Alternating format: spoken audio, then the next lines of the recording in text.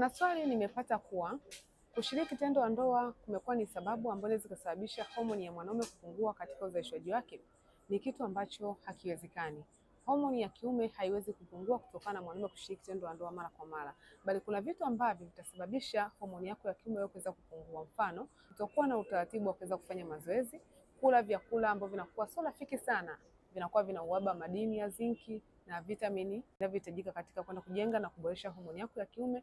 Kula vyakula vyenye mafuta mengi, mafuta ya sukari nyingi ni moja ya sababu inayokuwa inapelekea homoni ya mwanaume kupungua katika uzalishaji wake. Msongo wa mawazo, uvutaji wa sigara na unywaji wa pombe imekuwa pia ni moja ya mambo yanayoweza kusababisha homoni ya mwanaume ya kuwa katika uzalishaji wake. Pamoja na hayo, kuna jambo moja kubwa ambalo inaweza ikasababisha mwanaume homoni yako ya kiume kupungua, mwanaume ambaye hapati usingizi wa kutosha, kwa sababu homoni ya kiume kwa asilimia kubwa zaidi inazalishwa wakati wa usiku. Kwa mwanaume ambaye anakosa usingizi au hana muda wa kuweza kupata usingizi wa kutosha, anapata pia shida ya homoni yake ya kiume kupungua katika uzalishaji wake, na homoni inapopungua uzalishaji wake inaleta pia shida katika tendo la ndoa, kwa sababu ndio homoni mama inayoratibu afya ya mwanaume ya tendo na afya ya mbegu zako za kiume. Afya yako mwanaume ni uwekezaji wako.